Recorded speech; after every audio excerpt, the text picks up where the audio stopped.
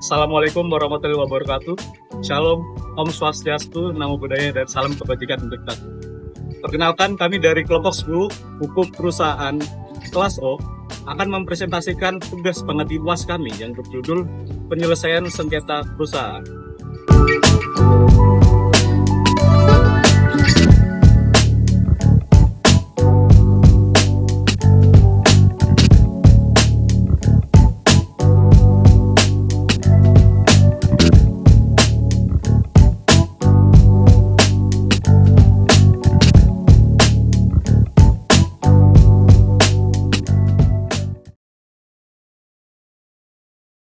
Ya, pengertian sengketa perusahaan. Sengketa perusahaan adalah suatu keadaan di mana terjadi perselisihan atau konflik antara dua pihak atau lebih yang terlibat dalam kegiatan usaha atau operasional suatu perusahaan.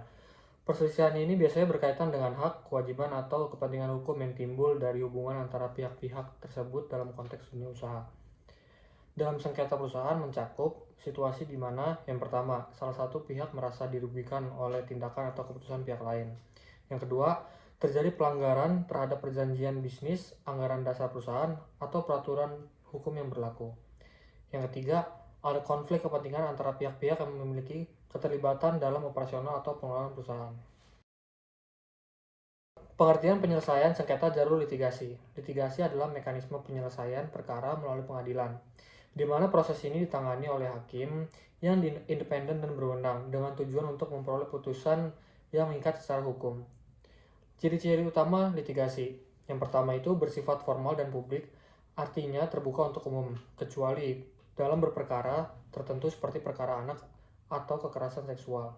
Lalu yang kedua, mengikuti aturan prosedural yang ketat, seperti hukum acara perdata, hukum acara pidana, atau hukum acara tata usaha negara. Yang ketiga, diputus oleh hakim, bukan oleh kesepakatan para pihak, berbeda dengan mediasi ataupun arbitrase.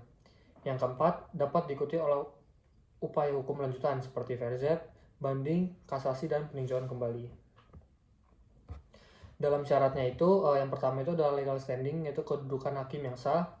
Pihak yang mengajukan gugatan atau penggugat itu harus memiliki kepentingan hukum atas perkara tersebut. Lalu yang kedua, adanya sengketa atau konflik hukum. Yang ketiga, gugatan diajukan ke pengadilan yang berwenang. Dalam hukum acara ada dua jenis kewenangan, yaitu kewenangan absolut, yaitu menentukan jenis pengadilan mana yang berwenang. Lalu yang kedua itu adalah kewenangan relatif, yaitu menentukan lokasi atau wilayah pengadilan yang berwenang, yaitu memenuhi syarat administratif dan prosedural mengikuti proses acara yang berlaku. Sebagaimana telah dibahas, bahwasanya penyelesaian sengketa dengan upaya litigasi merupakan penyelesaian dengan proses pengadilan di persidangan. Gugatannya dapat diajukan apabila upaya non-litigasi tidak mencapai kesepakatan. Sebagaimana secara garis besar, tata caranya dimulai dari yang pertama yaitu pendaftaran gugatan. Proses litigasi dimulai dari pengajuan gugatan oleh pihak penggugat ke pengadilan yang berwenang. Dalam sengketa perusahaan, terutama di antara direksi dengan perusahaan, maka gugatan diajukan ke pengadilan negeri. Sebagaimana pasal 97 ayat 6 Undang-Undang Perseroan Terbatas.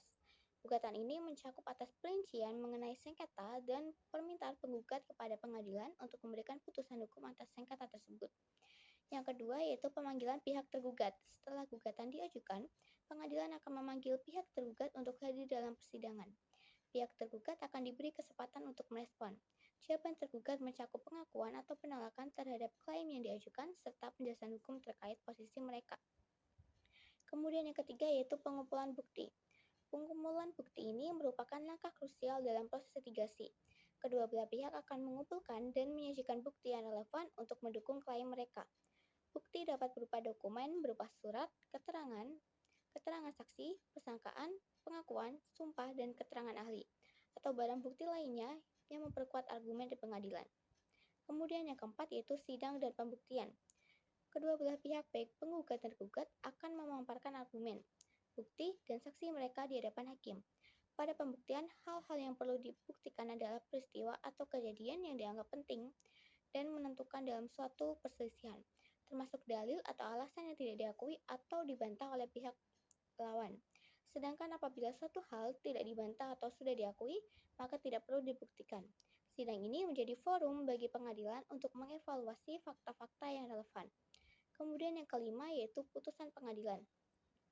Setelah proses sidang dan pembuktian selesai, hakim akan memberikan putusan berdasarkan bukti dan hukum yang berlaku.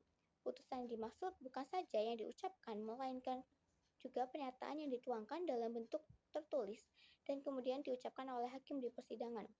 Bunyi suatu putusan bisa menerima seluruh gugatan penggugat, menolak sebagian, atau menolak seluruh gugatan penggugat. Putusan ini mengikat kedua belah pihak. Kemudian yang terakhir yaitu upaya hukum. Upaya hukum ini mencakup atas banding dan kasasi. Jika salah satu pihak merasa tidak puas dengan putusan pengadilan, maka mereka memiliki hak untuk mengajukan banding ke pengadilan yang lebih tinggi. Upaya banding ini dapat diajukan dalam tenggang waktu 14 hari sejak tanggal putusan diberitahukan, dan diajukan ke pengadilan tinggi melalui pengadilan tingkat pertama yang memutus perkara. Kemudian, apabila salah satu pihak tidak puas dengan putusan pengadilan tinggi, maka dapat mengajukan kasasi. Saya akan menjelaskan pengertian sengketa melalui jalur non-litigasi. Penyelesaian sengketa yang dilakukan menggunakan cara-cara yang ada di luar pengadilan atau menggunakan lembaga alternatif penyelesaian sengketa. Di Indonesia, penyelesaian sengketa non-litigasi ada dua macam, yakni arbitrase dan alternatif penyelesaian sengketa sesuai dengan Undang-Undang Nomor 30 Tahun 1999. Metode ini bertujuan untuk mencapai kesepakatan antar pihak yang terlibat dalam sengketa tanpa melalui proses persidangan yang panjang dan mahal. Keuntungan dari penyelesaian sengketa non-litigasi adalah prosesnya yang lebih cepat, murah, dan fleksibel. Para pihak dapat mengatur sendiri proses penyelesaian sengketa sesuai dengan kebutuhan dan kepentingan mereka. Cara penyelesaian sengketa melalui jalur non-litigasi. Yang pertama, persetujuan para pihak. Kedua pihak yang bersengketa harus setuju untuk menyelesaikan sengketa secara non-litigasi. Tanpa persetujuan bersama, proses tidak dapat dijalankan secara sah. Kedua, itikat yang baik. Semua pihak harus bertindak dengan itikat baik, yaitu jujur, terbuka, dan bersedia untuk mencapai penyelesaian. Ketiga, sukarela. Proses non-litigasi mestilah sukarela, bukan dipaksa oleh pihak manapun. Keempat, kelayakan wakil atau pihak. Pihak yang terlibat harus mempunyai kuasa atau kelayakan undang-undang untuk mewakili dan membuat keputusan bagi pihak mereka sendiri. Yang terakhir, objektivitas dan keadilan. Mekanisme penyelesaian harus dijalankan secara adil, tidak berat sebelah, dan menghormati hak semua pihak. Jenis-jenis penyelesaian sengketa melalui jalur non-litigasi. Yang pertama, arbitrase adalah cara penyelesaian suatu sengketa di luar pengadilan yang didasarkan pada perjanjian arbitrase yang dibuat secara tertulis oleh para pihak yang bersengketa. Arbitrase sering juga disebut sebagai pengadilan swasta dan bersifat tertutup atau tidak terbuka untuk umum. Keuntungan arbitrase, yang pertama, kerahasiaan sengketa tetap terjamin. Kedua, sidang arbitrase tepat waktu sesuai jadwal. Yang ketiga, arbiter tidak hanya berpengalaman, namun memiliki keahlian terkait sengketa bisnis. Yang keempat, para pihak dapat menentukan pilihan hukum untuk penyelesaian masalahnya. Yang kelima, para pihak dapat memilih tempat penyelenggaraan arbitrase. Yang keenam, putusan arbitrase merupakan putusan yang final dan mengikat para pihak. Untuk kekurangan arbitrase, yang pertama, biaya arbitrase dinilai lebih mahal dari pengadilan negeri. Yang kedua, memiliki ketergantungan kepada pengadilan untuk melaksanakan eksekusi. Yang ketiga, upaya eksekusi dari suatu putusan arbitrase kadang mengalami kendala di lapangan. Selanjutnya, prosedur arbitrase menurut Undang-Undang Nomor 30 Tahun 1999. Yang pertama, permohonan arbitrase oleh pemohon. Kedua, pengangkatan arbiter. Ketiga, pengajuan surat tuntutan oleh pemohon. Keempat, penyampaian satu salinan putusan kepada termohon. 5. Jawaban tertulis dari termohon diserahkan kepada arbiter. 6. Salinan jawaban diserahkan kepada termohon atas perintah arbiter. 7. Perintah arbiter agar para pihak menghadap arbitrase. 8. Para pihak menghadap arbitrase. 9. Tuntutan balasan dari termohon. Selanjutnya, mediasi. Mediasi adalah cara penyelesaian sengketa melalui proses perundingan untuk memperoleh kesepakatan para pihak dengan dibantu mediator. Sama halnya dengan arbitrase, mediasi bersifat tertutup. Dalam mediasi dikenal mediator, yakni pihak yang menjembatani penyelesaian sengketa antara kedua belah pihak. Peran penting mediasi. 1. Mempersiapkan usulan jadwal pertemuan mediasi kepada para pihak untuk dibahas dan disepakati. Kedua, mendorong para pihak untuk secara langsung berperan dalam proses mediasi. Terakhir, mendorong para pihak untuk menelusuri dan menggali kepentingan mereka serta mencari berbagai pilihan penyelesaian yang terbaik bagi para pihak. Tujuan mediasi adalah mencari berbagai kemungkinan guna untuk menyelesaikan sengketa tanpa menggunakan cara memutus atau memaksakan sebuah penyelesaian. Selanjutnya, negosiasi. Negosiasi adalah suatu upaya penyelesaian sengketa di mana para pihak tanpa melalui proses pengadilan dengan tujuan mencapai kesepakatan bersama atas dasar kerjasama yang lebih harmonis dan kreatif. Keuntungan dari negosiasi tidak memerlukan prosedur formal, sehingga dapat dilakukan dengan cepat dan tanpa biaya besar.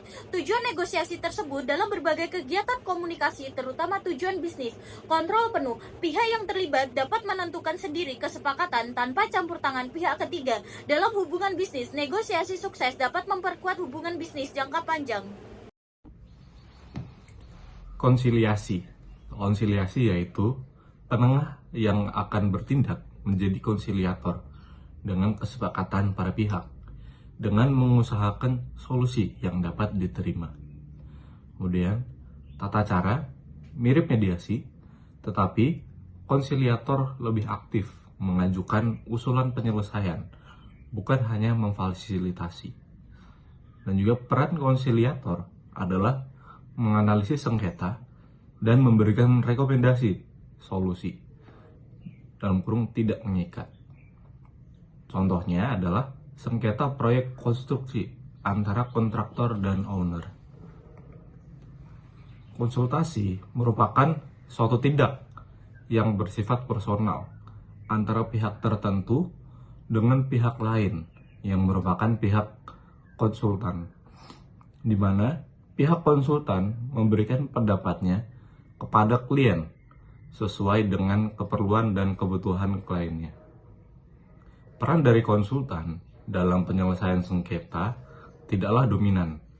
Konsultan hanya sebagaimana yang diminta oleh klien, yang selanjutnya keputusan mengenai penyelesaian sengketa tersebut akan diambil sendiri oleh para pihak. Penilaian ahli, yakni pendapat para ahli untuk suatu hal yang bersifat teknis dan sesuai bidang keahliannya. Ya, untuk sekarang perbandingan penyelesaian sengketa litigasi dan non-litigasi.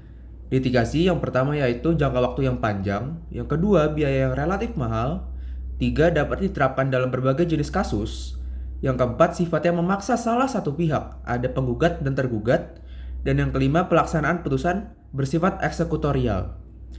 Lalu ada yang non-litigasi, yang pertama itu lebih cepat apabila para pihak telah mencapai kesepakatan, yang kedua tidak ada biaya untuk prosedur tertentu, yang ketiga sifatnya terbatas, hanya kasus keperdataan yang tidak mengandung unsur publik. Yang keempat, berdasarkan kehendak dan itikat baik kedua belah pihak. Yang kelima, keputusan tidak dapat dipaksakan. Baik, untuk yang selanjutnya adalah kesimpulan, di mana saya sudah membuat 3 kesimpulan penting dari presentasi kali ini.